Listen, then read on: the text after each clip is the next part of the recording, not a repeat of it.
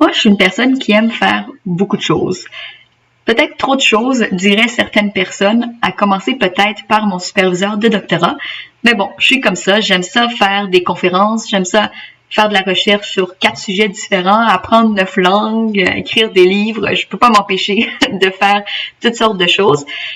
Et donc, j'ai dû apprendre à gérer les priorités en conflit, les deadlines et le fait d'avoir beaucoup de choses qui se battent un peu pour notre attention. Alors aujourd'hui, je vais vous parler un petit peu de comment j'ai réussi à être un peu sereine, être sereine par rapport à mon travail. Pour moi, c'est la chose la plus importante, que je sois très occupée ou pas, peu importe combien j'ai de choses à faire, ce qui est important pour moi, c'est de me sentir calme, sereine, en contrôle et de pas sentir que je suis dépassée par les événements, dépassée par les choses que j'ai à faire.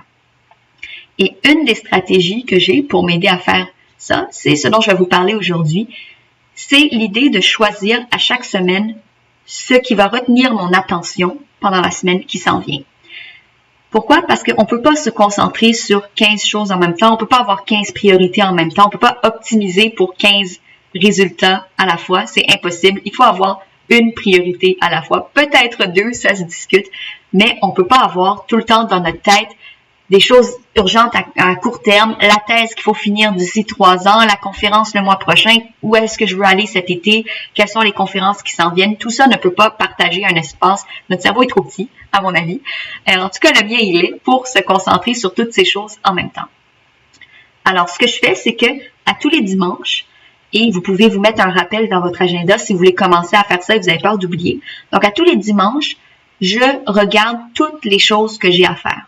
Toutes mes tâches et tous mes projets que moi je stocke dans le logiciel Notion, mais que vous pouvez mettre n'importe où. Et je les regarde un à un, je regarde s'il y a des deadlines et je me demande tout simplement qu'est-ce que je dois faire, qu'est-ce que je dois avancer cette semaine.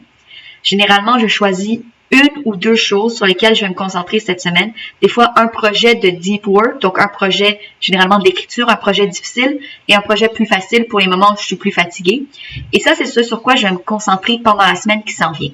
Tout le reste n'a pas besoin d'être dans ma tête et je ne leur accorde aucune attention à tous les projets que j'ai pas décidé de faire cette semaine-là parce que j'ai la confiance qu'il n'y a pas une deadline qui va arriver et me surprendre parce qu'à tous les dimanches, je regarde toutes les choses que j'ai à faire. Ça fait plusieurs années que j'ai cette stratégie. Avant, je peux pas croire, mais j'avais aucune stratégie. Je travaillais sur ce qui adonnait et je me faisais surprendre par des deadlines.